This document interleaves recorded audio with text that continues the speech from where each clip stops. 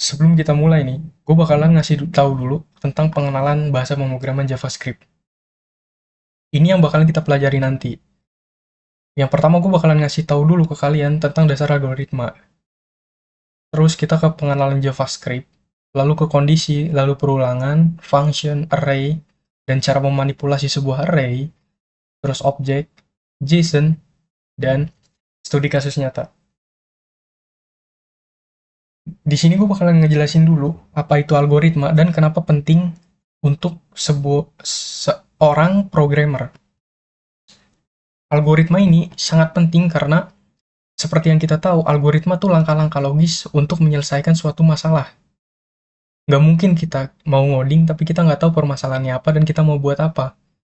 Karena kita ngoding nanti, kita bakalan menghafalkan dan memahami setiap komen-komen yang kita bakalan tulis, dan kita harus paham gimana cara menyelesaikan masalah ketika kita menghadapi sebuah error.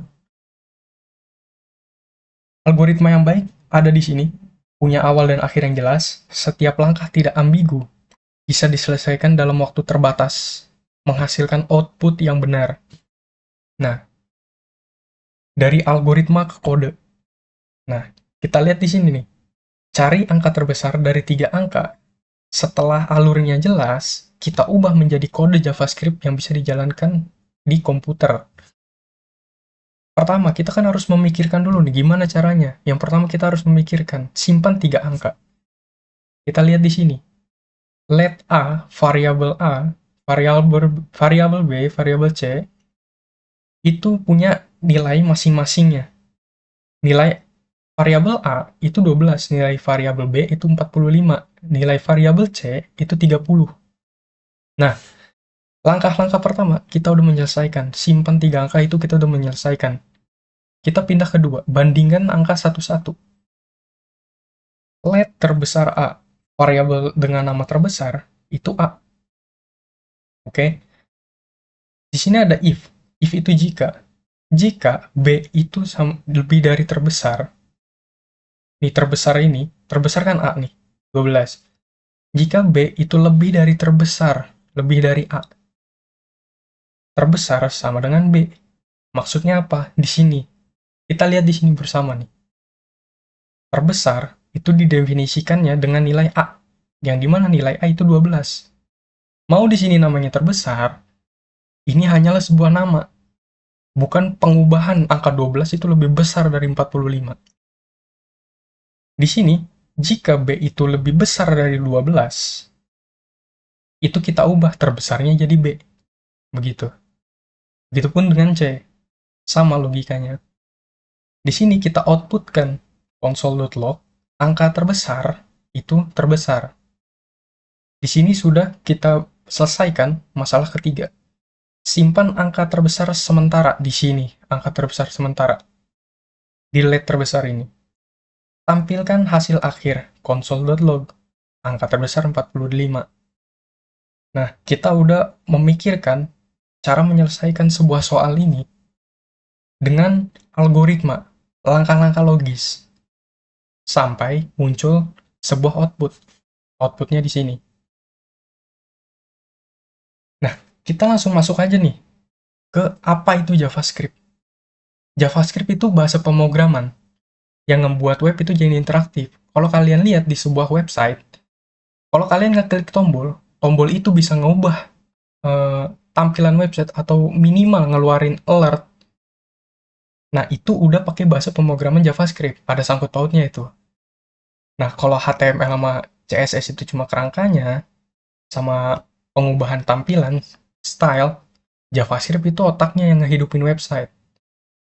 JavaScript yang ngambil data-data, JavaScript yang nyimpen data-data, JavaScript yang mengubah memanipulasi sebuah website, warna-warna website jadi interaktif, itu JavaScript.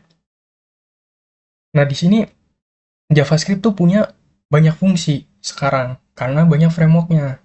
JavaScript tuh bisa bikin web development, bisa jadi back-end, bisa jadi mobile app, sama game.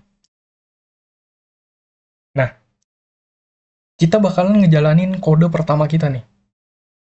Kita bakalan bikin dulu, kita install dulu Visual Studio Code di sini. Kalian install nih. Kalian install begini, kalian tunggu sampai selesai ini.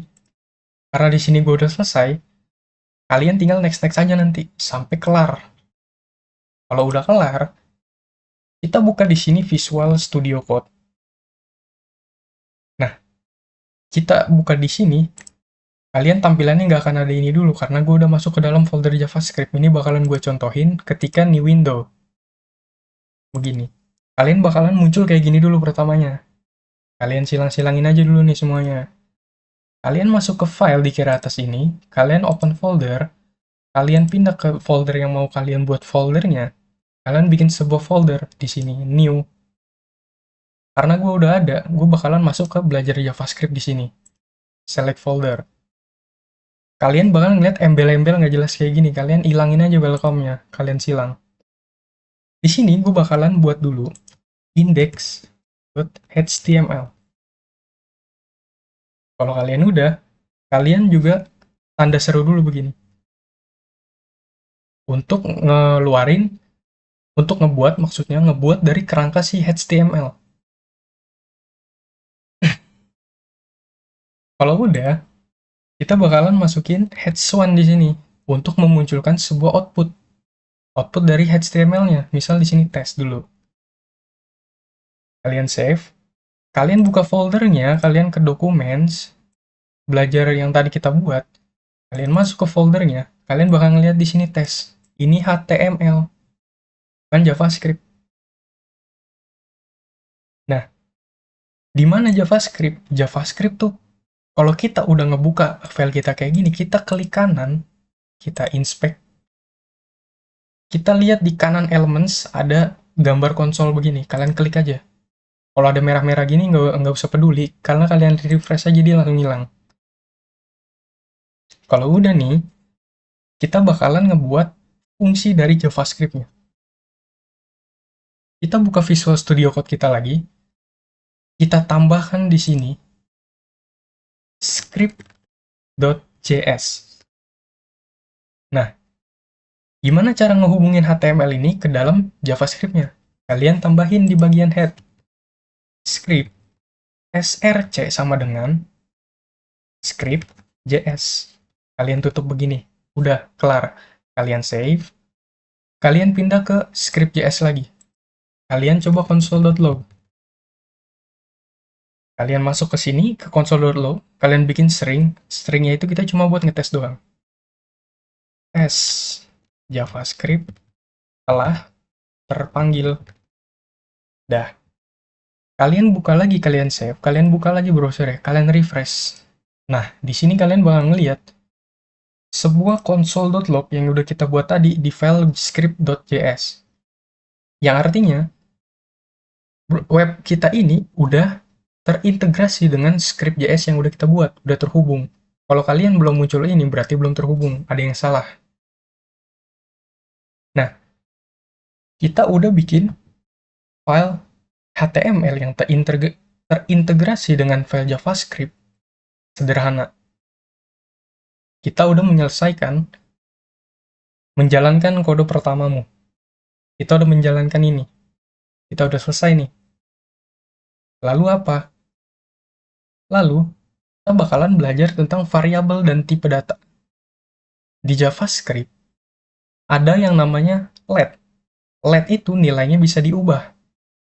Hanya berlaku di bloknya.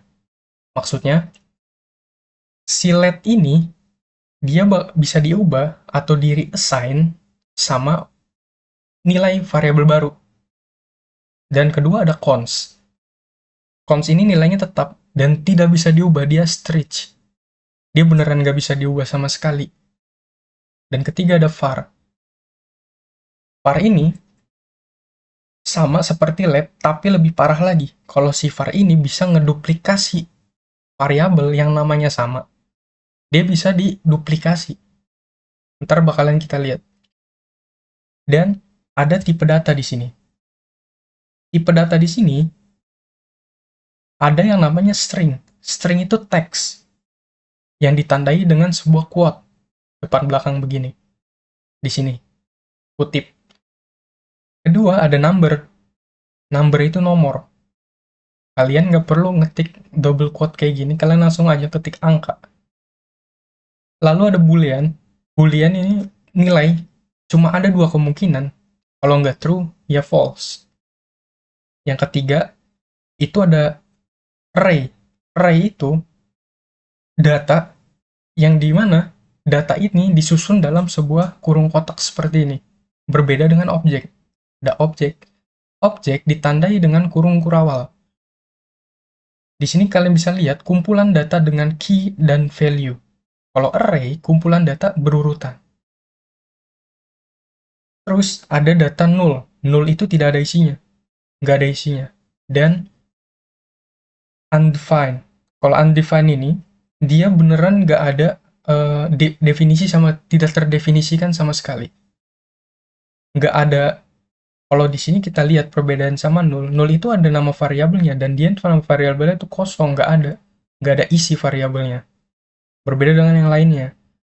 Kalau undefined itu benar-benar tidak didefinisikan sama sekali.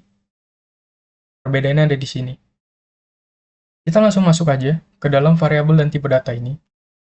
Kalian buka lagi Visual Studio Code-nya.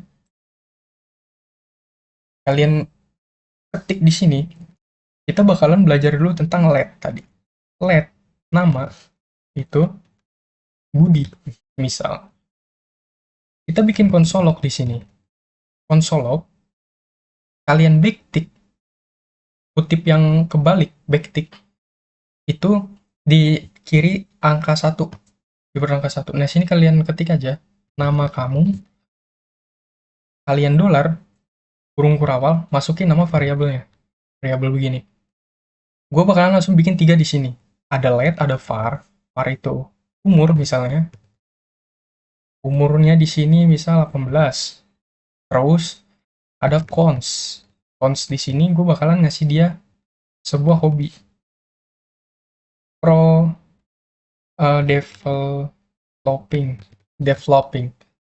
Nah, di sini kalau kalian lihat ada 3 nama variabel yang dimana jenis-jenis variabelnya itu berbeda. Ada let, ada var, ada cons.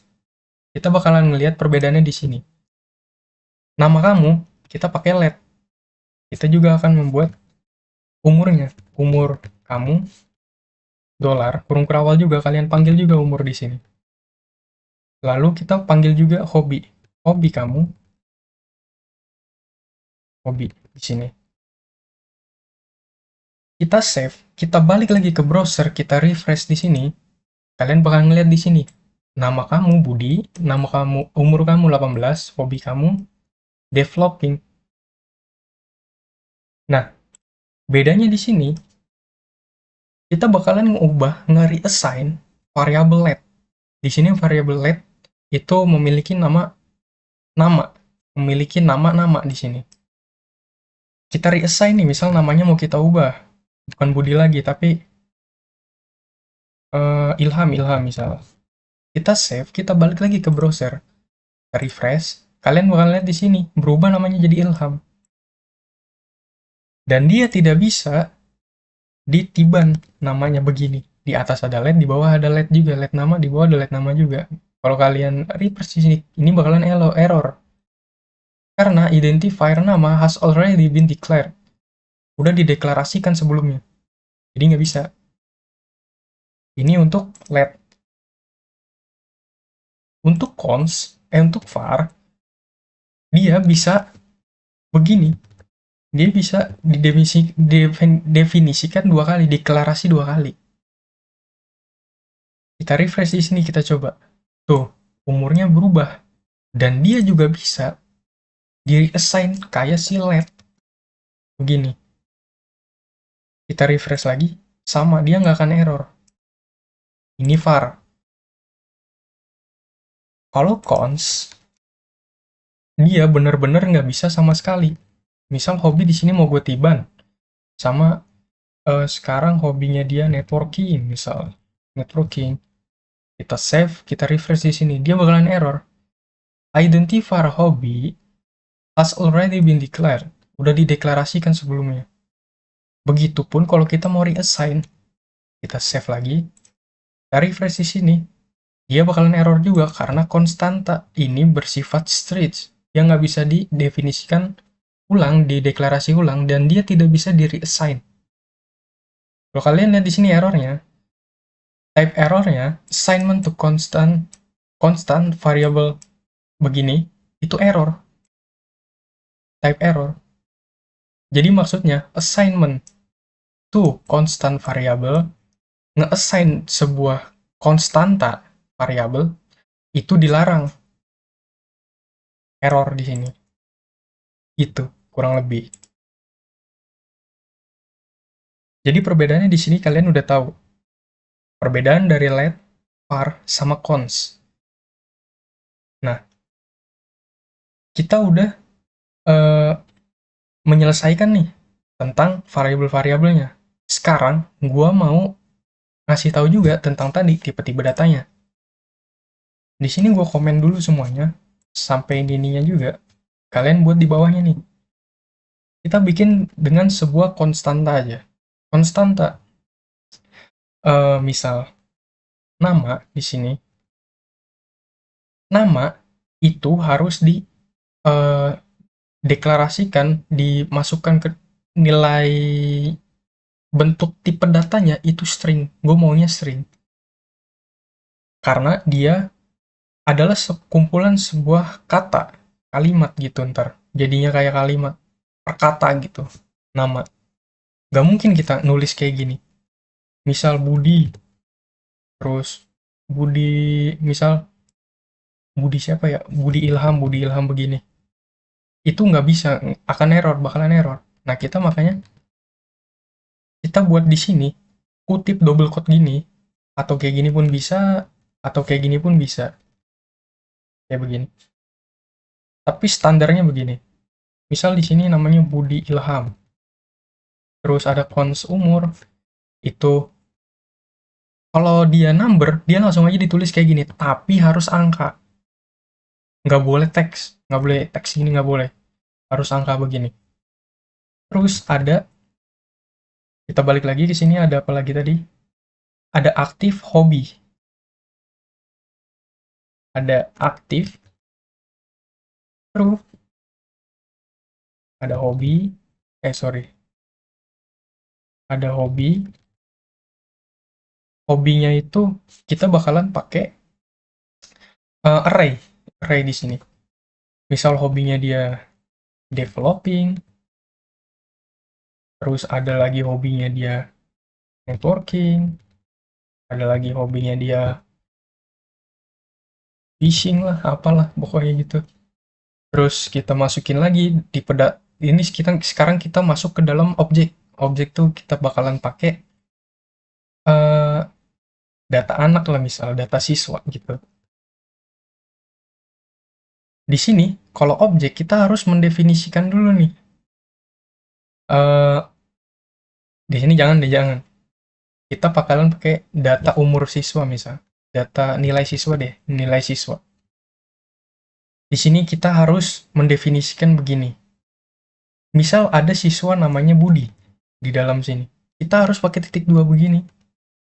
Baru di dalamnya kita kasih nilainya. Misal nilainya dia 90. Atau misal juga supaya lebih rapi kalau penulisan objek itu dispasi aja begini. Misal ada lagi namanya Ilham. Ilham itu punya nilainya misal 99. Gini. Ini namanya objek. Beda sama si array. Kalau array dia cuma urutan dari sebuah data. Nah, ini sekumpulan data maksudnya. Kalau ini dia ditentukan sama key dan value. Di kiri ini key, kunci, kata kuncinya. Kata kuncinya itu Budi memiliki nilai 90. Gitu. Dan ada null. Cons nilai null sama cons nilai cons data. Itu udah begini aja. Kita kasih kurung kurawal semua di belakangnya biar rapi. Gini. Kalau udah nih, kita di sini bisa lihat perbedaan dari setiap tipe data. Ini kalau kalian run semua, ini nggak akan ada yang namanya error. Karena dia udah berjalan di tipe datanya masing-masing. Kalau kalian di sini, kalau kalian lihat yang tadi udah kita buat, di sini kalian lihat bahwa Budi, variabel nama, itu memiliki nilai Budi, yang dimana Budi itu bersifat tipe datanya itu string, dan umur, tipe datanya itu number, dan hobi, tipe datanya itu developing. Begitu. Nah, di sini kalian udah belajar tentang variabel dan tipe data. Di sini, wajib banget kalian hafalin dari string sampai ke undefined ini, supaya kalau kalian udah ngoding nanti, udah beneran bikin project, kalian tuh tahu gimana tipe-tipe datanya yang bakalan digunain, nggak berantakan gitu. Dan ini yang bakalan kita pakai nanti. Terutama boolean, array, sama objek. Itu bakalan dipakai nanti di pembelajaran juga. Pembelajaran selanjutnya, kita bakalan memanipulasi ini, tiga. Kita udah belajar di sini tentang variabel dan tipe data. Nah, kalian bisa memodifikasi nih, kalian bisa explore. Misal si nama ini diganti number, apa yang terjadi, misal begini, kalian ganti begini, kalian refresh. Oh sorry, ini ada, gua matiin dulu di sini. Gua balik lagi, gua refresh. Nah, lihat. Budi is not defined. Budi tidak terdefinisikan. Karena apa? Budi di sini harusnya string. Begitu. Refresh. Nah, baru bisa. Kalian bisa explore sendiri di sini. Kalian ubah apa yang terjadi begitu. Di sini beneran gampang banget. Kalian wajib banget hafal kayak gini. Kalau kalian di sini belum hafal dan belum bisa sama sekali, kalian gak akan bisa melanjutkan ke pembelajaran selanjutnya. Kalian bener harus explore dulu di sini. Kalau bisa diulang-ulangin 100 kali, 200 kali gitu di sini. Karena ini beneran, kalau programmer tuh ini udah kayak eh kalau kita mau nulis gitu lah, ya udah di luar kepala banget gitu. Nggak perlu kayak dilihat lagi dokumentasinya, itu enggak. Kalian harus wajib banget paham bagian ini semua, variabel dan tipe data. Nah, selanjutnya kita bakalan masuk ke dalam operator nih, di JavaScript. Kalau kalian lihat di sini, ada aritmatika, ada perbandingan, ada logika. Nah, ini udah masuk ke dalam nilai matematika nih. Nah, ini di sini seru banget nih. Karena apa? Kita bisa memanipulasi sebuah number di dalam sebuah variabel. Contohnya begini, kita lihat di sini. Variabel dengan nama A dan variabel dengan nama B. A itu memiliki nilai 10. B itu memiliki nilai 3. Kalau kita lihat di sini, console.log di sini, kita jumlahkan A dengan B. Itu hasilnya bakalan 13. Begitu juga dengan sisa bagi. True, boolean di sini. Apakah A lebih besar dari B? Itu benar. Terus ada A lebih dari 5, A kan 10. Apakah dia lebih dari 5? Dan, ini dan itu dan. Kalau dalam JavaScript, double dan begini, itu artinya dan. Nggak kalau dan satu kali doang itu salah, bukan. Bukan kayak gitu cara mendefinisikan sebuah N. Bukan. Jika A lebih besar dari 5 dan B kurang dari 5, apakah benar di sini? Hasilnya true. Karena apa? 10 itu lebih dari 5 dan 3 itu kurang dari 5. Kita langsung aja buktiin di sini. Kita buka Visual Studio Code kita lagi. Kita komen ini semua begini. Kita hapus saja. Kita bakalan ngebuat dulu sebuah variabelnya nih. Variabel A. Itu sama dengan gue bakalan ngasih 15. Dan B, gue bakalan ngasih dia 20. Begini. Gue mau ngekonsolok dia. Pertama tentang penjumlahan. Penjumlahan di sini. Penjumlahan. koma di sini A plus B. Yang lain pun sama.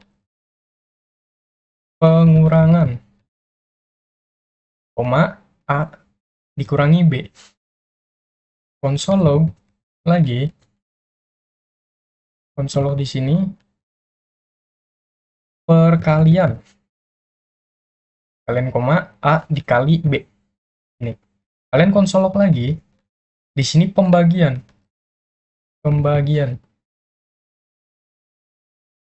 Pembagian A dibagi B. Konsol log lagi, sisa bagi. Sisa pembagian maksudnya. Sisa bagi di sini. A persen. Kalau kalian lihat di sini, persen di sini itu sisa bagi. Kalian harus ingat, sisa bagi. Oke. Terus ada lagi perbandingan. Konsol log A. Apakah A? Nggak usah begini, lebih besar aja. Lebih besar sama kalian koma A lebih besar dari B. Terus ada konsol log di sini lebih kecil. Kita bakalan belajar ini dulu. Kalian bisa explore selanjutnya dari sini. Kita save di sini. Kalau udah kalian bikin kayak gini, kita save. Kita balik ke browser. Kita refresh di sini. Nah, kalian bakalan ngeliat di sini. Penjumlahan A ditambah B. Itu hasilnya 35 kan. Pengurangan itu A dikurangi dengan B. Min 5. Karena 15 dikurangi 20. Perkalian itu dikali 15 dikali 20. 300. Pembagian itu dibagi 15 dibagi 20. Di sini gue bakalan dibikin kayak gini aja. Kalian bisa lihat tuh perbandingannya. Ini yang pertama penjumlahan, kedua pengurangan, ketiga perkalian, keempat pembagian, kelima sisa bagi, terus keenam lebih besar, terus lebih kecil. Kenapa di sini nilainya false dan true? Seperti yang tadi kita udah jelasin, gue udah jelasin. Ketika nilai itu dalam keadaan benar, di sini kan benar nih, A itu lebih besar dari B. Kalau kita lihat di sini, 15 itu lebih besar dari 20. Dia bakalan ngeluarin sebuah output boolean. Itu kondisinya cuma dua, antara dia benar dan salah. Ini tentang operator. Cuma begini doang.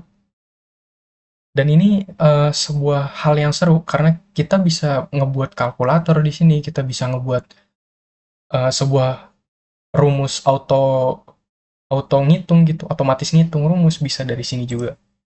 Contohnya begini, gue bakalan ngebuat dia 15 di sini.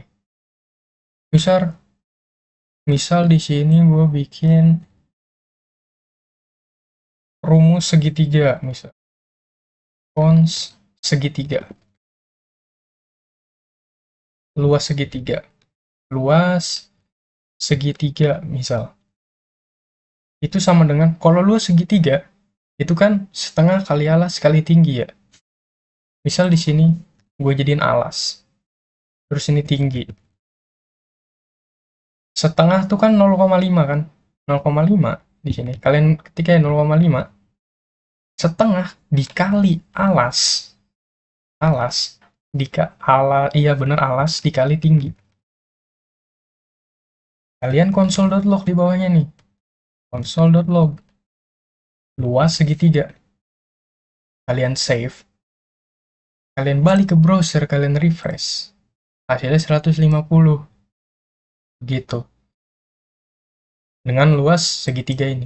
Kalian bisa bikin luas lingkaran, bisa luas kotak, luas persegi maksudnya, luas persegi panjang. Itu bisa kalian coba-cobain aja begini. Dasarnya itu seperti ini doang. Setengah kali alas kali tinggi, kalau sisi kali sisi, itu juga bisa. Alas kali alas misal, itu juga bisa. Nah, di sini kita udah belajar tentang operator di JavaScript. Kalau tadi kita udah belajar tentang operator, sekarang kita masuk ke dalam pengenalan kondisi. Kondisi itu memungkinkan program mengambil keputusan berbeda, tergantung situasi persis seperti kita berpikir dalam kehidupan sehari-hari. Di dalam kondisi ini, ada if, ada else if, ada else. Ini maksudnya gimana? If itu kayak pilihan. Kalau kita nggak ngelakuin yang pertama, kita bakalan ngelakuin yang kedua. Contohnya begini, let nilai 75. Di dalam sini ada sebuah statement if dan else if, beserta else-nya juga. Maksudnya gimana? Di sini gue jelasin dulu. Jika nilai itu lebih dari sama dengan 90, maka console.log nilai A. Jika di dalam let nilai ini adalah sama dengan atau lebih dari 90, dia bakalan mendapat nilai A.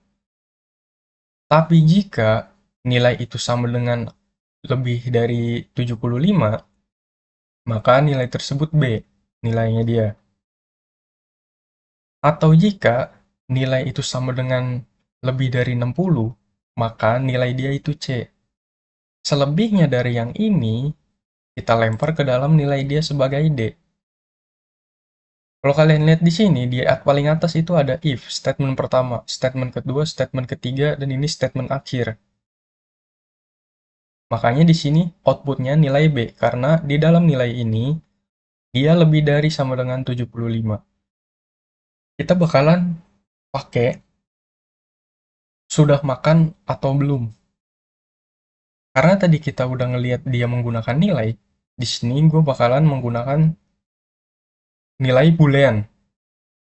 Seperti yang kita tahu kalau boolean tadi cuma ada true atau false. Di sini bakalan gue buat dulu variabel let, sudah makan. Sudah makan gue bakalan kasih true. Begini. Di sini gue bakalan ngebuat sebuah statement. If sudah makan, itu sama dengan true, maka console.log kamu sudah makan. Gini. Gue bakalan pakai else if juga. Else if. Sebenarnya nggak usah karena ini nilainya boolean. Kalian juga bisa langsung begini. Gue contohin. Console.log. Gue bakalan pakai begini aja, nggak usah pakai else if. Ntar gue bakalan nyontain juga yang pakai else if-nya. Karena ini kan sudah makan atau belum, dan itu nilainya boolean. Cuma ada dua kemungkinan. Kamu belum makan. Di save di sini, kita balik lagi ke folder tadi. Kita balik ke foldernya, kita buka, kita inspect di sini, kita refresh, kamu sudah makan. Bayangkan nilai di sini gue ganti. Nilai di sini bakalan gue ganti. Misal jadi false. Let sudah makan itu false. Berarti otomatis di sini dia belum makan. Kita save, kita balik lagi ke browser, kita refresh. Nah, di sini bakalan berubah, kamu belum makan. Dia bakalan ngambil statement kedua. Karena nilai di sini adalah false. Ini adalah contoh sederhana dari if. Menggunakan if dan else doang. Di sini gue bakalan pakai yang nilai kayak tadi. Tapi di sini gue bakalan pakai jumlah uh, jumlah siswa. Sini jumlah siswa. Siswa di sini gue bakalan kasih 330 lah misal. Jika di sini gue bakalan bikin statement jika jumlah siswa itu lebih dari sama dengan 300, itu console.log jumlah siswa sangat banyak. Gue bikin else if di sini di bawahnya, atau jika jumlah siswa itu lebih dari sama dengan 200, console.log jumlah siswa sedang. Di bawahnya lagi, gue bakal bikin else if lagi. Else if jumlah siswa di dalam sini console.log, sorry ini gue lupa masukin, lebih dari 100, maka console.log jumlah siswa sedikit. Di paling bawah gue bakalan pakai else. Artinya kalau udah statement ini, maksudnya kalau udah variabel ini dengan nilainya sudah tidak masuk dengan kriteria statement if else if ini, dia bakalan dilempar ke sini. Udah paling akhirnya. Udah nggak ada uh, pilihan lagi di sini. Jumlah siswa kurang. Jumlah siswa kurang. Nah, di sini kalian save, kalian balik lagi ke browser. Kita lihat di sini, kita refresh. Jumlah siswa sangat banyak. Karena jumlah siswa di sini masuk ke dalam statement pertama. Lebih besar atau sama dengan 300. Nah, di sini, kalau gue ganti di sini, misal gue ganti jadi 220. Kalau gue save, dia bakalan masuk ke statement kedua. Gue balik ke browser, gue refresh. Nah, jumlah siswa sedang. Gini. Ini pengenalan sederhana dari sebuah statement if, else if, dan else. Kalian bisa nyoba-nyobain lagi, lebih banyak dari ini. Karena ini cuma sederhananya doang. Kalian juga bisa uh, ngubah jadi sesuatu. Misalnya bukan jumlah siswa itu juga bisa. Atau jumlah buku, jumlah anak, jumlah apa, itu juga bisa semuanya. Dah, ini udah dari if, else if, dan else. Kalian bisa pakai nilai boolean juga kayak tadi gua. Bisa. Kita bakalan balik ke sini. Kita udah mengenal tentang kondisi. Kita udah belajar tentang kondisi tadi. Kondisi itu nggak cuma if else sama else if. Kondisi ada lagi namanya switch case. Di sini, ketika ada banyak kemungkinan nilai untuk satu variabel, switch case membuat kode lebih rapi dibanding if else, berlapis-lapis. Ini benar. Kalau kalian lihat di sini, logikanya benar-benar sama. Let hari itu 3, mendefinisikan sebuah hari itu sama dengan 3 dulu. Di sini menambahkan switch. Switch dimasukkan ke dalam hari. Hari dimasukkan ke dalam switch, maksudnya. Dan di bawah sini akan diberikan sebuah statement. Jika case-nya itu 1, jika hari itu 1, dia bakalan ngekonsol Senin. Jika hari 2 itu Selasa, jika hari 3 itu Rabu. Default-nya hari tidak dikenal. Maka di sini output-nya jadi Rabu. Membandingkan satu variabel dengan banyak nilai tetap. Jika kita mau menggunakan switch nih, kapan kita bakalan menggunakan switch? Di sini ada. Contoh, hari dalam seminggu, level user, kode status. Jangan lupa break, agar tidak lanjut ke case berikutnya. Nah, di sini kalau kalian ada break nih. Di break dulu, setiap case itu di break dulu. Jangan ngeloyor ke sini. Kalau kita nggak pakai break, ntar dia ngeloyor. Bawah-bawah. Default digunakan jika tidak ada case yang cocok.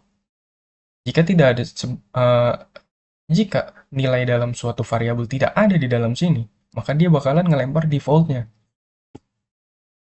Nah, di sini gue bakalan nyontohin tentang level user nih. Kita balik lagi ke Visual Studio Code. Ini kita hapus dulu. Gue bakalan bikin di sini level user begini. Misal gue bakalan ngasih dia level usernya 100. Di sini gue bakalan bikin switch. Switch. Di dalam sini gue bakalan masukin variabel level user. Dan di sini gue bakalan ngasih dia case. Case dia pertama nilai dia 10. Maka di sini gue bakalan ngasih dia console.log player ini newbie. Jangan lupa break. Begini. Kita bikin case. Jika nilai dia 50, maka console.log player ini sudah eh, menuju ahli. Begitu. Jangan lupa break lagi. Case lagi, 100. Console.log lagi, player ahli. Begini. Kalian jangan lupa kasih juga default. Kalian break dulu di sini, akhir. Di sini kasih default. Default console.log player ini tidak memiliki level. Begini. Kalau kita lihat di sini, variabel let dengan nama level user itu memiliki nilai 100. Dia bakalan secara logika, dia bakalan masuk ke cache yang 100. Kalau kita balik ke sebuah browser, kita refresh dia, player ahli. Karena apa? Player itu nilainya 100. Player kita. Kalau gua ubah di sini jadi 10, dia bakalan berubah jadi player newbie. Kalau gua nggak kasih dia manapun, gua kasih dia misal 0, nilai 0, begini. Gue balik ke browser, gue refresh, player ini tidak memiliki level. Begitu. Oke, kalau tadi kita udah belajar tentang kondisi, else, else if, dan else, terus ada switch case, di sini kita bakal belajar tentang perulangan, loop. Yang pertama ini ada for dari perulangan itu. Nah, sebelumnya, loop ini dipakai untuk menjalankan kode yang sama berkali-kali tanpa harus menulis ulang. Nah, for ini, yang jenisnya for, itu cocok saat kita tahu jumlah pengulangannya. Kalau kita lihat anatominya dari for ini, nilai pertama itu kita mendefinisikan sebuah variabel i yang memiliki nilai 0. Kedua, itu statement. Syaratnya, syarat perulangan itu berlanjut. Jika i ini kurang dari 5, 0 itu kurang dari 5, maka i itu diputar terus sampai uh, udah false dari kurang dari 5 ini. Maksudnya udah nggak kurang dari 5. Kalau kita lihat di sini contohnya, for let i sama dengan 1. I itu kan 1. I di sini berarti ini 1. 1 itu kurang dari sama dengan 5. I bakalan di looping sampai ke 5. Maka di sini console log perulangan ke I. Maksudnya I itu bakalan di console log terus nilai I ini. I ini nih. Nah, di sini makanya outputnya itu perulangan dari 1 sampai 5. Kenapa sampai 5? Karena kita di sini ngebuat statement. Jika I itu kurang dari sama dengan 5, maka di looping terus sampai udah nilainya false yang tengah ini. Udah I ini udah bukan kurang dari sama dengan 5. 6 itu nggak mungkin kurang dari sama dengan 5, dia udah lebih. Makanya di sini mentok sampai 5. Kita contohin aja langsung di sini sama Visual Studio Code kita. Buka Visual Studio Code-nya. Di sini buat dulu for. For i sama dengan 1. Sorry, ini let. For let i sama dengan 1. Kita pakai statement kedua nih. Jika i itu kurang dari sama dengan 10,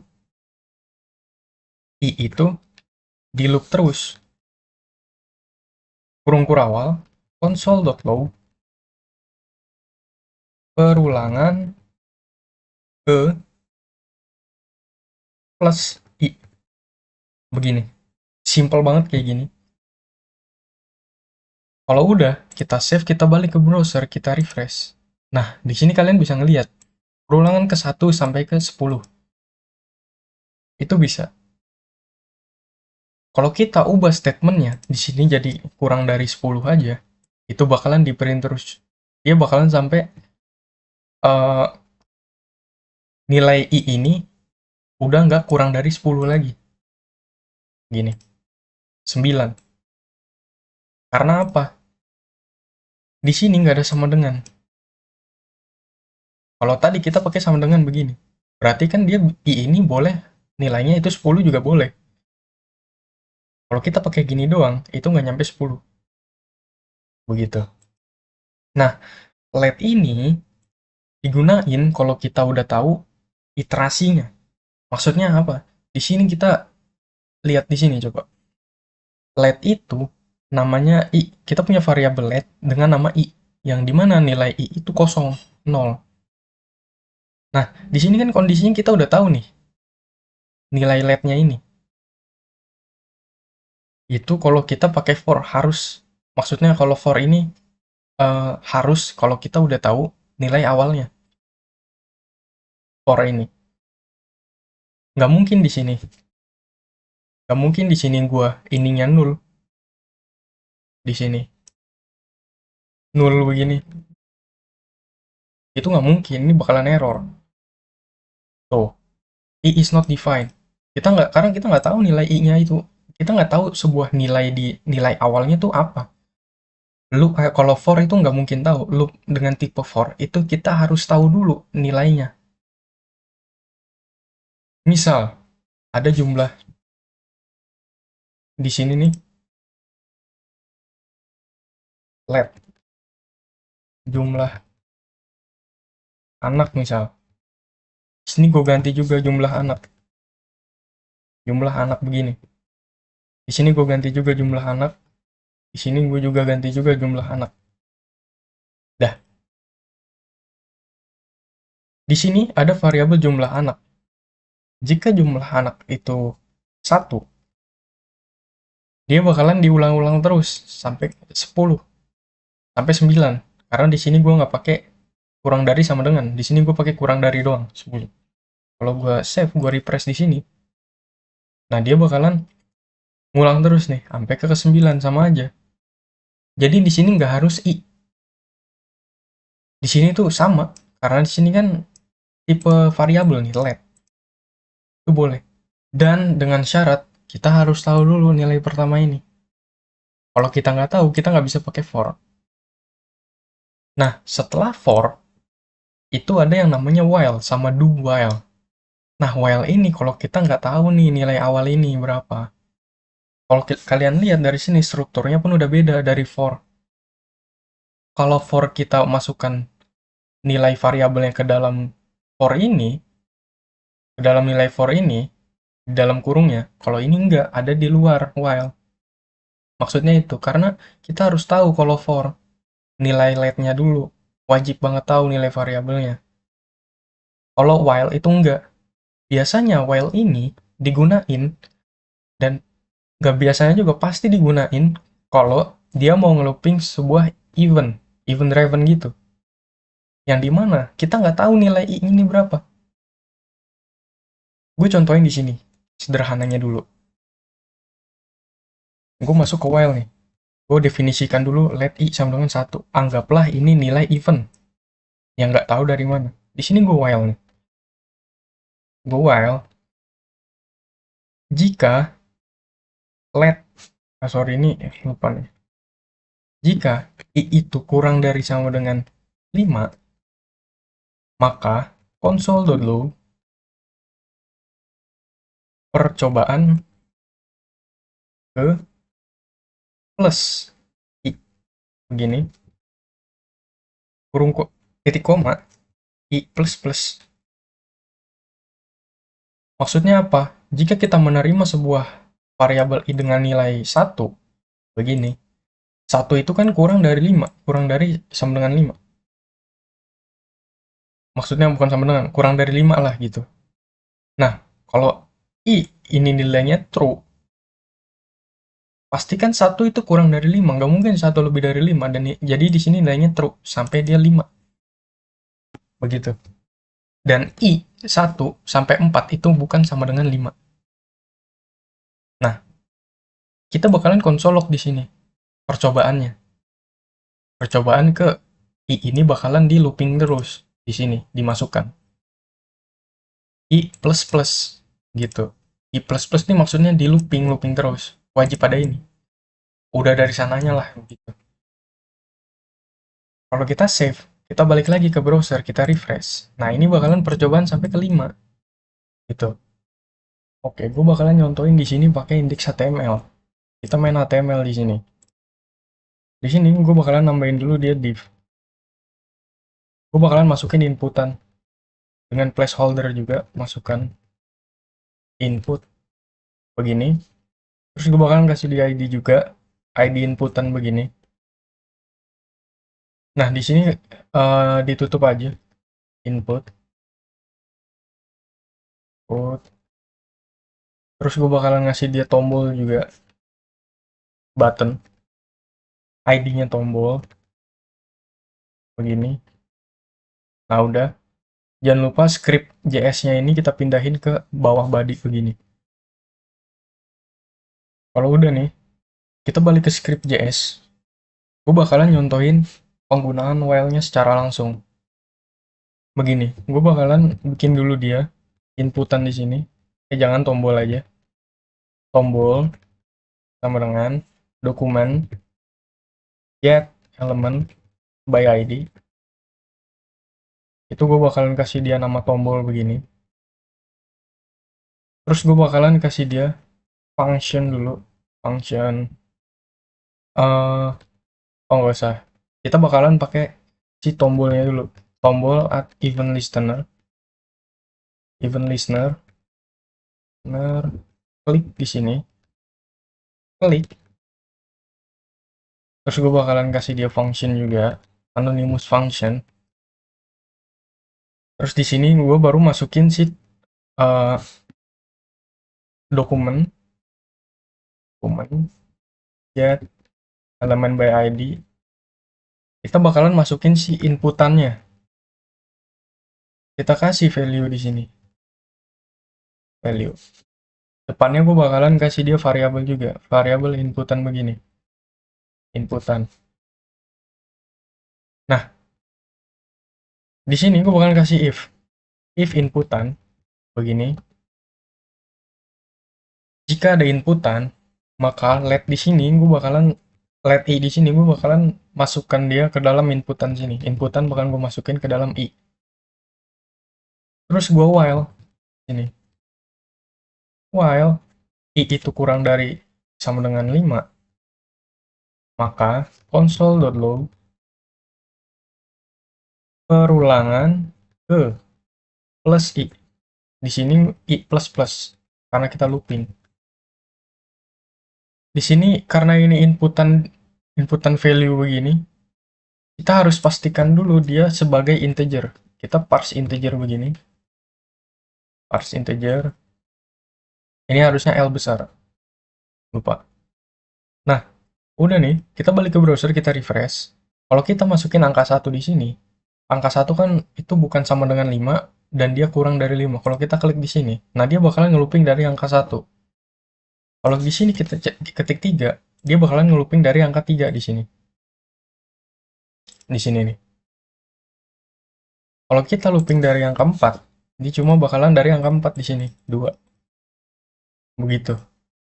Jadi kesimpulannya, kalau while ini digunain kalau kita belum tahu nilai dari variabel i-nya. Begitu. Beda sama loop. Kalau loop itu keadaannya kita udah tahu i-nya itu berapa. Ini untuk for sama while. Di sini juga ada do while. Kalau do while ini dia sama kayak while tapi dia harus mengeksekusi dulu, ngelempar dulu si satunya ini. Dia harus di sini gue bakalan contohin aja langsung nih. Gini. Ini gue hapus dulu. Misal let i sama dengan 1. Di sini gue do dulu. Do console.log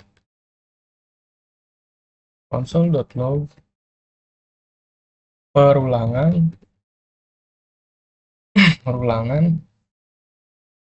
plus i begini. Terus i plus plus. Di sini gue while baru di sini statementnya nih. I itu kurang dari sama dengan 5. Begini. Kalau kita balik ke browser, kita refresh. Nah, di sini biar bagus kasih spasi 1 di sini. Kita balik ke browser, kita refresh di sini. Lihat. Sama aja kayak while, tapi dia itu secara logika dia bakalan menjalankan 1 dulu di sini.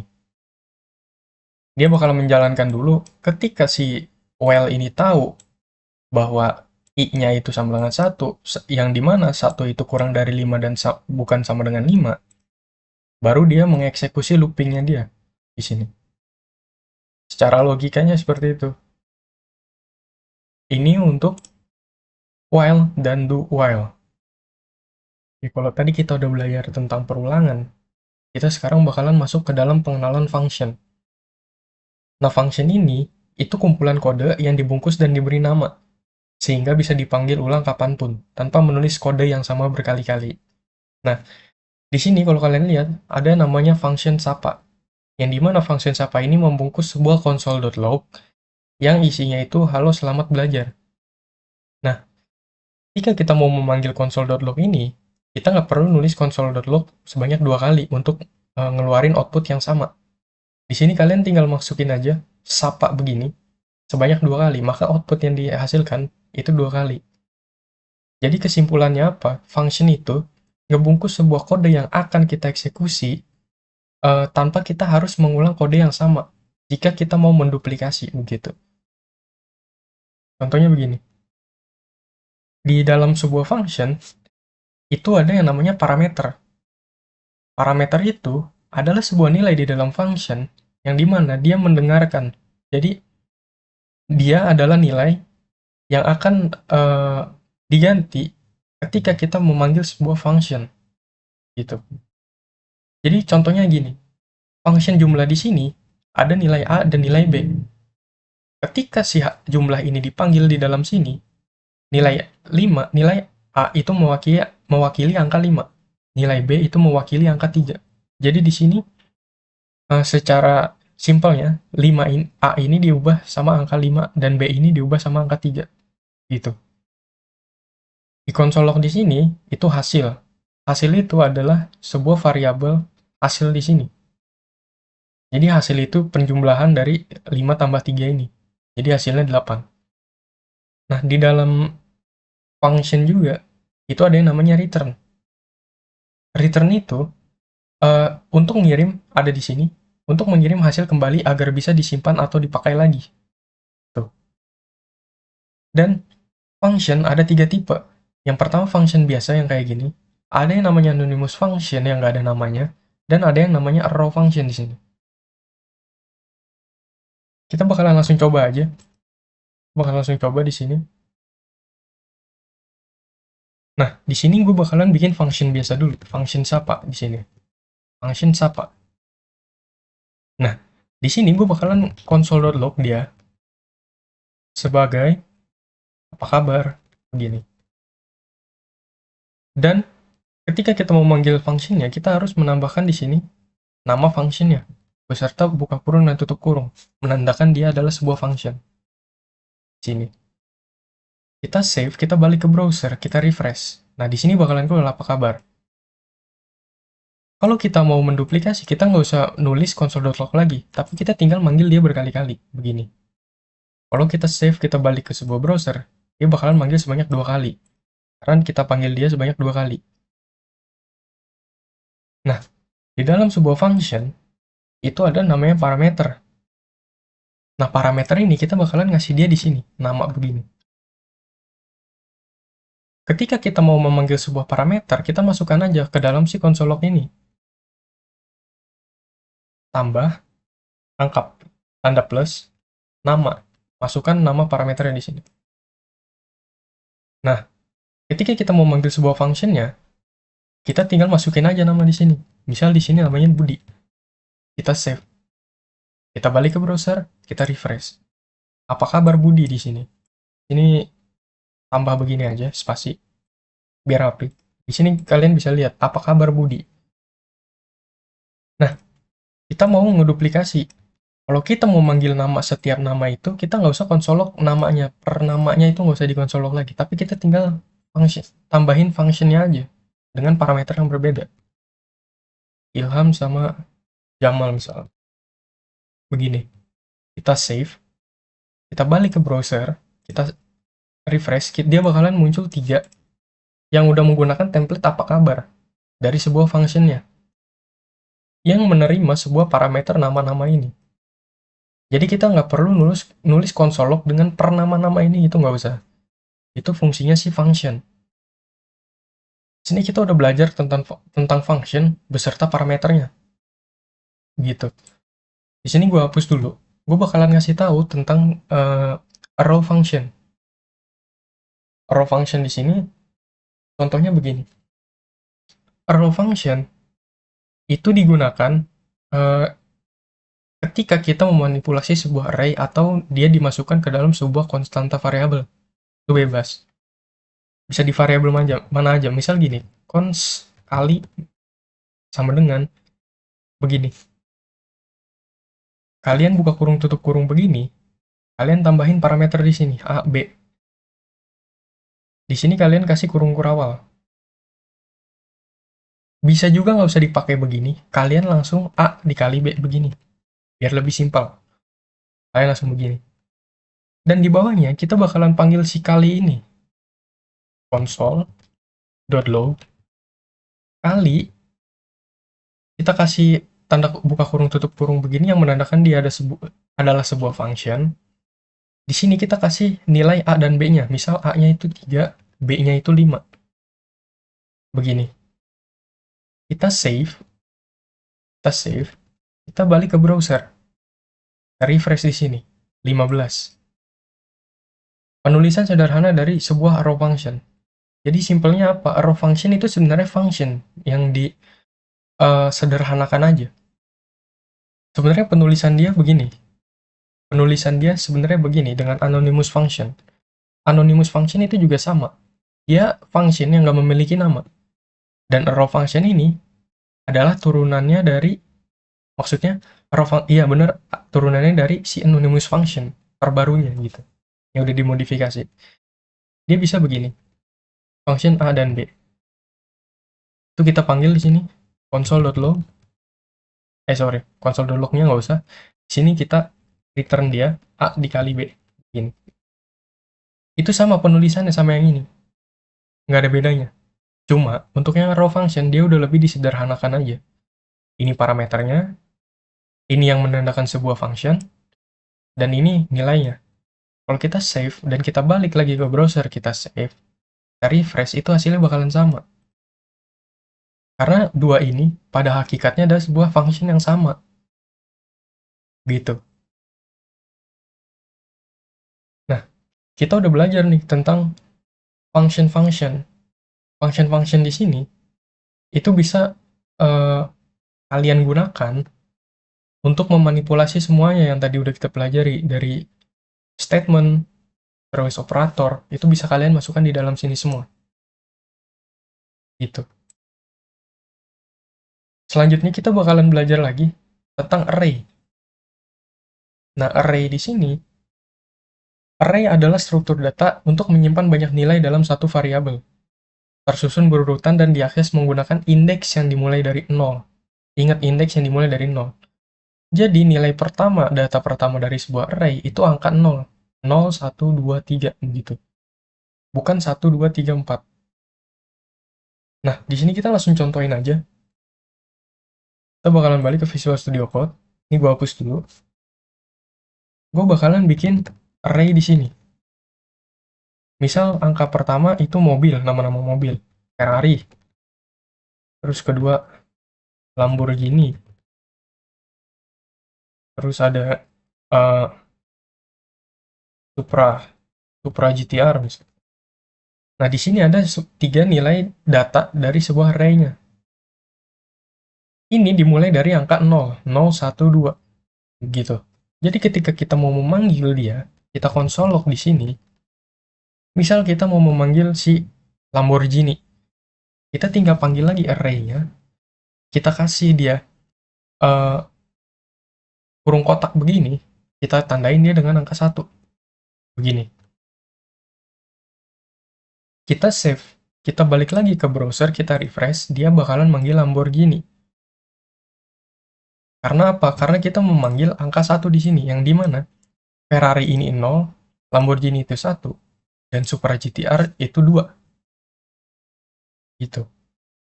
Kita mau manggil Supra GTR, kita tinggal ganti aja 2 di sini. Kita save, kita balik lagi ke browser. Kita lihat di sini, Super GTR. Kalian berubah. Nah, semisal kita mau ngitung nilai banyaknya len dari sebuah array, kita pakai begini, console.log array titik len. Begini. Kita balik ke sini, kita refresh. Kalau kita lihat di sini, ada angka 3 yang menandakan banyaknya data yang ada di dalam sebuah array itu. Begitu. Mengetahui panjangnya, data-datanya per datanya. Di sini karena ada 3, maka output di sini ada 3. Begitu. Nah, di sini kalian udah belajar tentang array. Array begini. Dan di sini ada juga pengubahan. Selain ada indeks itu, kita mau nyari sebuah indeks sesuai dengan urutan nomornya, kita juga bisa mengubah nilai di dalam array itu dengan menggunakan tanda equal gini, sama dengan. Contohnya begini. Kita bakalan pindah lagi ke sini, kita bakalan ngubah si Ferrari ini, atau si Lamborghini-nya. Kita tinggal bikin begini aja. Misal array, kita kasih dia begini, urutan angkanya, Lamborghini kan 1. Kita bakalan kasih sama dengan, kita tambahin di sini bukan Lamborghini lagi, tapi kita tambahin Porsche. Porsche gini. Dan kita console log lagi nih, console.log array di bawah sini. Di sini gue matiin dulu. Kita save, kita mengubah array dengan nomor urut 1, yaitu Lamborghini, dengan mobil Porsche. Kita console log array-nya di sini. Kita balik ke browser, kita refresh di sini. Kalian lihat di sini. Yang tadinya seharusnya urutan ke 101 ini Lamborghini, sekarang berpindah jadi Porsche. Begitu. Dan gue pengen ngubah juga nih. Misal, array nomor 0. Berarti kan Ferrari. Ferrari pengen gue ubah jadi, misal, McLaren. McLaren begini. Gue save. Gue balik ke browser. Kita refresh di sini. Urutan pertama, urutan ke-0, itu menjadi McLaren. Urutan pertama itu jadi Porsche. Dan ketiganya, ya keduanya itu tetap Super GTR. Nah, itu untuk mengubah nilai dalam sebuah array. Begitu. Selanjutnya ini, kita bakalan belajar tentang metode-metode yang bisa untuk memanipulasi sebuah array. Di sini yang sering digunakan, itu ada push, ada pop, ada for each, ada map, ada filter. Gitu. Jadi maksudnya apa? Kalau kalian lihat di sini, ada angka 1 sampai 5.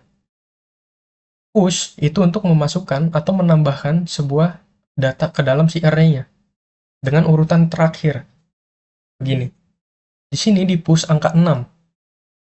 Maka di sini array ini bakalan menambahkan angka 6 di paling belakang. Karena dia di push. Dan pop itu untuk menghilangkan nilai paling belakang dari sebuah array. Gitu. Nah, for each ini dia digunakan untuk menjalankan kode setiap elemen di sini. Kalau kita lihat di sini, angka itu mewakili dari 1, 2, 3, 4, 5. Dan di for each di sini. Kita masukkan nilai angka ini ke dalam sebuah parameter n. Yang dimana di sini ada sebuah row function. Lalu di console log, ke dalam si n ini, array-nya. Output dia nanti bakalan jadi 1, 2, 3, 4, 5. Untuk map ini ketika kita ingin memanipulasi sebuah nilai di dalam si array-nya ini. Misal setiap angka ini kita mau kalikan dengan 2. Nah, itu tinggal kita membuat row function juga yang parameternya n. Nah, n ini mewakili semua angka di sini dan dikali 2, maka outputnya 2, 4, 6, 8, 10. Dikali 2 semua. Nah, untuk filter itu untuk seperti namanya, filter, untuk apa ya bahasanya? Untuk memisahkan gitu, untuk memilih. Nah, karena di sini ada tanda persen 2 begini. Nah, itu untuk memfilter angka genap. Kita lihat di sini, angka genap dalam 1 sampai 5 itu kan 24 doang. Maka di sini outputnya 2,4. 2,4 doang. Gitu. Kita contohin aja langsung di sini. Kita bakalan pakai nama-nama mobil ini. Kita contohin di sini, kita hapus dulu ini semua. Gua bakalan pertama nambahin dulu, nge-push array.push seperti yang tadi. Push begini, gue bakalan menambahkan nama mobil McLaren di sini. Kalau gue save nih, dan gue console.log di bawahnya, console array begini, kita refresh browsernya, maka di sini bakalan nambah Ferrari, Lamborghini, Supra GTR, sama McLaren. Begitu. Kalau kita mau menghapus McLaren-nya, kita tinggal array.pop. Kita hapus paling belakang. Kita save. Kita pergi ke browser lagi, kita refresh. Nah, McLaren yang udah kita tambahin itu hilang karena kita pakai pop. Begitu. Di sini. Nah, kalau udah begini, kita bakalan belajar lagi tentang yang namanya tadi for each. For each itu sama kayak for, perulangan. Nah, dia bakalan ngeloop semua yang ada di dalam data array-nya. Ngeluarin semua. Kalau kita coba di sini, array.for each. Sorry. Ini. Array for each. Di sini gue bakalan kasih dia dengan parameter n. Kita bikin raw function di sini, dan kita bakalan nge-console.log semua yang ada di dalam n. Jadi maksudnya apa? Array ini mewakili semua nilai yang ada di dalam sini. Dan nilai yang di dalam sini diwakili juga dengan parameter n di dalam for each. Jadi ini kalau secara bayangannya begini. Secara bayangannya itu dia ada di si data ini ada di dalam sini sebenarnya. Dan di console log juga di sini. Jadi begini sebenarnya. Gitu. Karena dia parameter seperti yang gue bilang tadi di function, dia bakalan mendengarkan semua yang bakalan dimasukin ke dalam sebuah function, itu dia bakalan mewakili gitu. Mendengarkan semua, dimasukkan ke dalam nilai sininya. Dan dia di console.log. Berarti console.log ini dia bakalan memanggil semua data ini. Di sini gue matiin dulu console lognya. Gue save. Gue pergi ke browser gue. Di sini. Gue refresh. Nah, di sini dia bakalan ngelooping nih. Dia bakalan nyebutin semua, Ferrari, Lamborghini, dan Supra GTR. Gitu. Nah, sekarang kita bakalan masuk ke map. Nah, kalau map, di sini gue bakalan ganti dulu dia menjadi sebuah angka dulu. Biar gampang diingatnya. 1 sampai 5 di sini. Nah, di sini gue bakalan masukin array.map. Di sini sama kita buat parameter n dulu dengan sebuah raw function. Ini. Dan di sini kita bakalan kali semua si angka 1 dari angka 5 sampai angka 5-nya nih dengan cara n dikali 2. Kalau kita panggil, kita nggak bisa langsung console log array begini. Kita nggak bisa langsung begini. Tapi kita harus menambahkan sebuah variabel di depannya. Misal const map di sini. Baru kita panggil di sini map. Udah nih, kalau udah kita save, kita pergi ke browser, kita refresh di sini. Nah, kalian bakal lihat di sini. 2, 4, 6, 8 itu adalah jumlah dari 1, 2, 3, 4. Perkalian dari 1, 2, 3, 4 sampai 5 itu dikali 2 di sini. Karena kita menggunakan sebuah map. Gitu. Kalau udah gini, kalian udah berhasil membuat sebuah for each, manipulasi sebuah array dengan menggunakan for each dan map. Selanjutnya itu ada filter. Filter itu untuk mengambil data yang cocok sama keinginan kita aja gitu. Kita filter sama seperti namanya. Kita masukin juga array.filter di sini. Filter. Kita buat juga parameter n sebagai penampung. Nah, kita bakalan memanggil mengambil sebuah nilai di dalam array sini yang berangka genap. Berarti 2 sama 4. Jadi caranya gimana? 2% persen begini itu sama dengan 0. Sorry, n persen 2 begini sama dengan 0. Kita di sini jangan manggil map lagi, tapi kita panggilnya filter sekarang. Ini maksudnya apa? Ini n ini semua dalam n itu persen dipersenin sama 2. Itu sama dengan 0. Maksudnya apa? Ketika n dipersenkan sama 2, itu diubah nilainya jadi 0. Yang hasilnya dari n ini, ketika dipersenin 2, itu hasilnya kita ubah jadi 0 semua. Gitu. Jadi ntar munculnya cuma angka genap. Kalau kita balik ke browser, kita refresh di sini. Nah, kalian bisa lihat di sini, 2 sama 4 doang. Yang dimana angka 2 sama 4 itu angka genap. Nah, kalian di sini udah bisa memanipulasi sebuah array. Ini. Mana? Array di sini.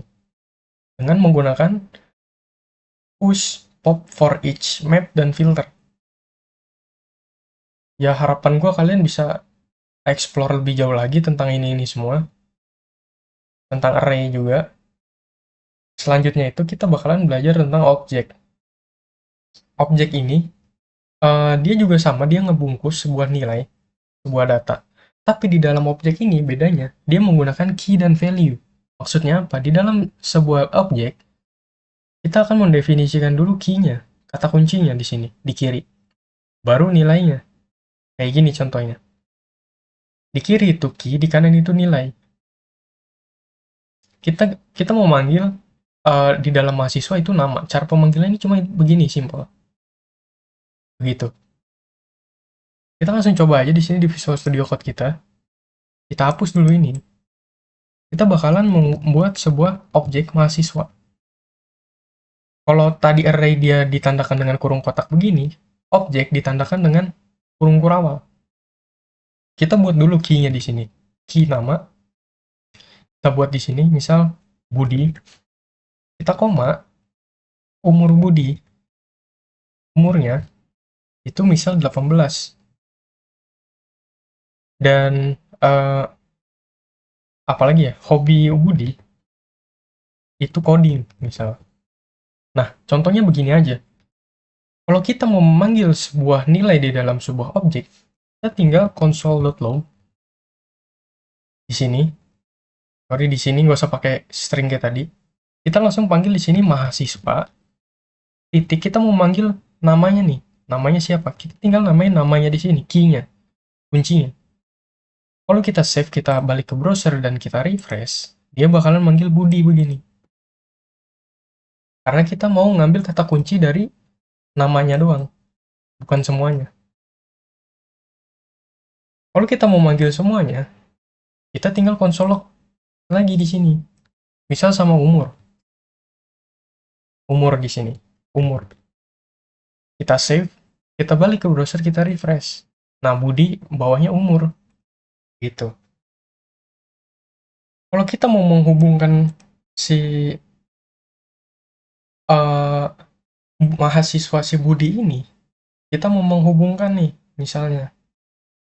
Jadi dalam satu console.log aja. Begini, caranya tuh begini. Kita sering dulu. Halo, nama kamu Budi. Kan Budi tuh. Plus di sini kita tambahin plus. Kita tambahin plus lagi di sininya. Dan umur kamu. Pasti. Plus lagi. Mahasiswa. Titik umur. Begini. Kita save. Kita balik lagi ke browser. Kita refresh. Nah, dia udah dalam satu line. Halo, nama kamu Budi dan umur kamu 18. Di sini spasi. Kita refresh. Nah, lebih rapi. Begitu caranya. Kita udah memanipulasi sebuah objek nih di sini. Bukan memanipulasi ya, kita memanggil sebuah key dan value di dalam objek gitu. Seperti yang ada di contoh sini. Gitu. Ini pengenalan objek. Di sini kalau kalian ngelihat di bagian script ini, kita bakalan ngelihat sebuah objek, yang dimana di dalam objek itu ada kendaraan, mobil, Toyota, dengan variabel mobil, tahun 2023, kecepatan dia 0, dan di sini ada yang spesial, tambah kecepatan. Nah, tambah kecepatan ini adalah sebuah kata kunci. Kata kunci ini memiliki nilai sebuah function. Kalau kalian lihat di sini, ketika mobil ini eh, ketika objek mobil ini ditambahkan sebuah function, yang dimana function itu menambah kecepatan, di sini ada sebuah logika, yang dimana ada kata this di sini. This di sini dimaksudkan kepada kecepatan. Maksud dari this adalah menunjuk ke suatu key di dalam objek. Misal kita di dalam objek seperti ini, kita mau menuju ke key-nya. Key itu kita pakai this begini. Karena posisinya kita ada di dalam sebuah objek. Gue langsung contohin aja di sini, gue bakalan buka Visual Studio Code-nya. Gue bakalan buat di sini. Kalau tadi mobil, gue di sini bakalan bikin motor. Lihat motor di sini, gue bakalan bikin sebuah objek. Yang dimana di dalam objek itu memiliki key nama. Nama di sini gue bakalan kasih nama dia H2R. Ninja H2R. Gini. Kita koma, kita bakalan kasih dia tahun lahirnya. Tahun motor itu diproduksi. Tahun begini. Kita bakalan kasih dia tahun 2026 misal. Atau 2025. Nah, di sini kita bakalan kecepatan maksimal dia. Kecepatan dia nih. Nggak usah maksimal, tapi kecepatan aja. Kecepatan dia kita kasih 0. Kita koma lagi. Kalian harus ingat, ketika pembuatan sebuah objek, itu harus diakhiri dengan tanda koma. Setiap pembuatan key dan value. Nah, di sini gue bakalan bikin seakan-akan motor ini bisa berjalan. Gitu. Di sini gue bakalan nambahin naik motor. Gitu. Naik motor. Key naik motor begini. Biar lebih bagus. Kayak gini kita. Key naik motor ini, gue bakalan kasih dia sebuah function. Yang dimana function ini bakalan bikin seakan-akan kita lagi mengendarai motor gitu. Kita konsol log aja di sini. Kamu telah menaiki motor gitu. Setelah itu gue bakalan kasih juga dia sorry di sini koma. Kasih juga dia function dengan key masukkan kunci. Masukkan kunci di sini. Gue bakalan ngisi function juga di sini. Console.log kunci telah dimasukkan begini. Dan terakhir gue bakalan tambahin pedal gas di sini. Gas di sini gue bakalan bikin dia function juga. Function begini. Gue bakalan tambahin dia di dalam sini. Gue bakalan tambahin kecepatan. Kecepatan dia gue bakalan isi misal 120 km per jam misal. Nah, di dalam sini gue bakalan mengubah si kecepatannya itu yang di atas. Kecepatan kecepatan begini itu sama dengan kita lempar lagi si parameter ini. Oh sorry, ini harusnya kecepatan kendaraan begini. Kecepatan itu kita bakalan kasih kecepatan kendaraan begini di dalam sini. Kalau kita konsol log, kita coba dulu. Ini gue juga nyoba-nyoba sebenarnya. Console.log kecepatan bertambah. Kecepatan bertambah, kita tambah di sini kecepatan kendaraan. Coba kita konsol log di sini. Kita memiliki sebuah objek, kita console.log. Pertama kita bakalan nge-console log si motor, terus kita naik motornya. Kedua, kita bakalan nge-console.log motor, masukkan kuncinya. Gini. Kita bakalan console log lagi, console.log motor, gas. gasnya begini. Kita coba dulu nih, gue juga nggak tahu error apa enggak. Kita coba dulu, kita inspect lagi, kita masuk ke sini, kita refresh. Nah, di sini ada kesalahan nih. Kamu telah menaiki motor. Di sini udah bener yang atas-atasnya. Menaiki motor udah benar. Kalau kalian lihat sini. Oke, sorry, di sini ada kesalahan. Seharusnya bukan function begini. Ada kesalahan di bagian sini. Oke, itu ntar bakalan kita benerin. Kecepatan di sini, kecepatan kendaraan. Oke, di sini ada kesalahan. Yang dimana seharusnya kita harus tambahin begini. Karena dia adalah sebuah function. Gue lupa di sini. Dan kita ditambahin di sini kecepatannya berapa? 120 kan tadi. Kita save. Kita balik ke browser, coba kita tes lagi. Nah, pertama, kamu telah menaiki motor. Ya kan? Kamu telah menaiki motor. Kunci telah dimasukkan. Lalu, kecepatan bertambah 120. Kita lihat function yang ada di sini.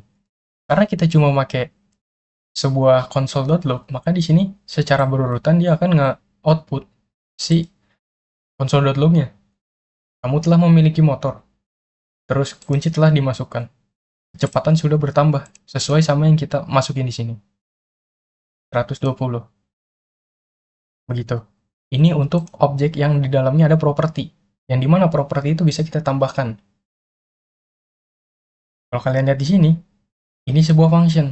Ingat, ini sebuah function yang ada di dalam variabel motor yang bertipe data object. Begitu. Nah, di sini kita udah ngebuat sederhana nih dari sebuah function. Dari sebuah function ada di dalam tipe data object dengan variabel motor. Kalian bisa bikin di sini dengan statement misal masukkan kunci, di sini ada masukkan kunci true gitu. All false jadi true begini. Itu boleh juga. Kalian coba explore. Itu boleh. Dan itu bagus banget kalau kalian mau explore, nggak cuma nonton doang.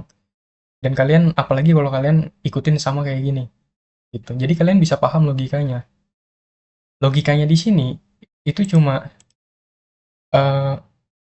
misal gue pengen kayak, nggak langsung jebret begini. Gue pengen kasih dia set timeout misal. Nih gue explore nih, misal gue lagi explore. Gue adalah lu misal. Gue explore nih, set timeout di sini. Motor, gue console log dulu di sini. Motor, motor dengan nama plus motor dot nama, terus plus lagi di sini telah dibeli misal. Nah setelah itu gue tambahin set timeout di bawahnya nih. Set timeout begini. Set timeout gue kasih 2000 misal. Dan di sini gue kasih dia console.log function naik motornya nih, naik motor. Motor naik motor. Sorry, di sini motor naik motor begini. Jangan lupa tambahin belakangnya begini, karena dia adalah sebuah function. Di bawahnya lagi gue bakalan set timeout lagi nih. Di sini 1000 aja, 1000. Set timeout lagi. Di sini kita bikin sebuah arrow function lagi. Jadi set timeout itu bawaannya udah dari bawaannya gitulah. Set timeout tuh bawaannya browser kalau nggak salah ya. Jadi kita bisa pakai begitu. Jadi ini untuk misal di detik keberapa kode ini baru dieksekusi begitu. Console.log di sini. Kalian tambahin motor, terus masukkan kunci. Gini lagi. Kita salin kayak tadi. Kita salin. Set timeout lagi di sini. Set timeout. Kita bikin arrow function. Ini console.log. Console.log motor gas. Gasnya kita kasih 120. Dan di bawah sini kita bakalan udah kelar. Udah kelar di sini. Kayak gini. Nah, kalau kalian lihat di sini kita balik ke browser, dia bakalan bertahap kayak gini. Nah, tuh. Kalau kalian lihat bertahap. Ini mungkin belum kelihatan jadi gue tambahin misal di sini 4 lah. Oh, di sini gue belum nambahin nih, sorry. Misal di sini 5000, Misal di sini 6.000. Gue tambahin, gue balik ke browser, gue refresh. Ini bakalan bertahap nih. Motor Ninja H2R telah dibeli. 5 detik kemudian, dia bakalan muncul. Kamu telah menaiki motor dan berderetan kayak gini. Kunci telah dimasukkan, kecepatan bertambah 120. Begitu. Kita udah membuat sebuah objek, yang dimana objeknya itu ada function yang functionnya bisa kita manipulasi begini. Begitu. Ini keren banget, karena kita udah masuk ke dalam function yang ada di dalam objek. Nah, kalian bisa sesuai logika kalian, sesuai kreativitas kalian, kalian bisa ngapain aja di sini. Nah, setelah kita belajar objek dengan properti dan method, kita bakalan lagi belajar dengan JSON. JSON di sini itu JavaScript Object Notation. Yang maksudnya apa? JSON ini, dia tuh sama kayak objek, tapi di dalam key-nya dia pakai kutip gini. Dan ini biasanya untuk API. Nih, seperti di sini API. Sehingga mudah dipahami itu. Jadi contohnya begini. Di dalam JSON, itu ada JSON Stringify, yang dimana pada dasarnya JSON adalah sebuah objek yang dikasih tanda kutip aja di dalam key-nya. Dan kalian nggak usah pusing-pusing di sini. Untuk Stringify itu standarnya si JSON, dan untuk parse itu mengubah si JSON Stringify tadi menjadi objek JavaScript biasa. Gini, gue bakalan kasih tahu kalian. Ini gue hapus dulu. Gue bakalan ngasih dia gue bakalan bikin objek mahasiswa di sini. Objek mahasiswa biasa ya, nama begini. Gue kasih Budi. Gue kasih di sini umur 18. Gue kasih dia hobinya dia coding. Begini. Di sini ini adalah sebuah objek JavaScript biasa. Tapi di sini gue bakalan ngubah dia jadi to JSON. Begini. Let to JSON. Kita bakalan ngubah dia jadi pakai JSON Stringify. Terus kita masukin si mahasiswanya. Siswa begini. Terus kita console.log si to JSON-nya. Kita save, kita balik ke browser. Coba kita refresh. JSON is not defined. Oke, berarti di sini JSON belum terdefinisikan. Oh, di sini harusnya gede semua begini. Kita coba refresh lagi, kita balik ke sini, kita refresh. Nah, kalau kalian lihat di sini, dia bakalan ada kutip-kutipnya tuh di depannya. Yang tadinya biasa begini, key-nya, dia ada kutip-kutipnya di depannya. Nah, ini basic dari JSON. Begitu. Kalau kita mau mengubah JSON, si JSON ini ke dalam JavaScript biasa lagi, ini gue matiin dulu. Di sini gue bakalan bikin lagi dia, duplikasinya dia, ke dalam sini. Gue matiin, gue nyalain. Gue kasih kutip dulu begini, standarnya JSON. Gini. Nah, ini adalah standarnya JSON. JavaScript Object Notation. Gitu. Ketika kita mendapatkan, di contoh nyatanya, ketika kita mendapatkan sebuah API, atau ingin mengambil sebuah API, itu bentuknya bakalan begini. Dan kita pengen ngubah jadi objek JavaScript biasa. Nah, kita harus ngubah dulu dia, di parse begini. Supaya keluar menjadi JavaScript biasa. Kalau kalian lihat di sini, ini ada kutipnya, tapi kalau gue ke browser, karena ini udah di parse, gue refresh di sini. Oke, di sini ada kesalahan. Oh, gue lupa, di sini kalian harus kasih kutip juga, begini. Kutip begini. Nah, dah. Kalau kutip beginilah. Gini. Nah, dah. Kita kasih kutip begini. Kita refresh. Nah, benar. Jadi, penulisan sebuah JSON itu harus dalam sebuah string. Begini. Karena dia kan, gue baru ingat, dia kan stringify. Tuh. Jadi harus begini. Di parsing. Sebenarnya bisa juga kayak tadi. Harusnya bisa ya. Gue coba di sini, gue nyalain ini. Dan di sini, di stringify-nya, oh nggak bisa. Kita harus memasukkan sebuah array dulu. Harus, kalau mau kayak gitu harusnya. Nah, di sini kalian udah belajar tentang JSON juga. tentang cara parsing, tentang cara stringify. Mengubah objek JavaScript biasa menjadi sebuah JSON stringify, dan mengubah objek JSON stringify menjadi objek JavaScript biasa. Tuh. Oke, kita di sini udah pelajarin yang pertama algoritma untuk melatih cara berpikir secara logis sebelum menulis kode. Terus kita udah belajar juga tentang variabel dan tipe data, menyimpan berbagai jenis nilai. Kita juga udah belajar tentang kondisi. Kita juga udah belajar tentang perulangan. Kita pun udah belajar tentang function. Tipe-tipe function juga. Kita udah belajar tentang array dan objek. Kita juga udah belajar tentang JSON. Nah, dasar dari JavaScript yang harus kalian pahami banget tuh cuma itu doang sebenarnya. Kedepannya, kalian bisa explore. Nah, itu udah JavaScript modern semua. Dan di sini gue punya tugas untuk kalian. Kalian bisa ketik ini di to-do list di Visual Studio Code kalian. Kayak begini. Nah, kalian harus nandain satu-satu logikanya. Dan nggak boleh nyontek AI. Kalau kalian paham begini dan kalian bisa menduplikasi, maksudnya kreativitas kalian lah kayak diubah-ubah apanya gitu. Nah, itu kalian berarti udah bisa dasar-dasar JavaScript. Begitu. Oke. Makasih coy, udah nonton nih dari awal sampai akhir. Ya, semoga gua dan kalian semua skill ngodingnya tuh gacor.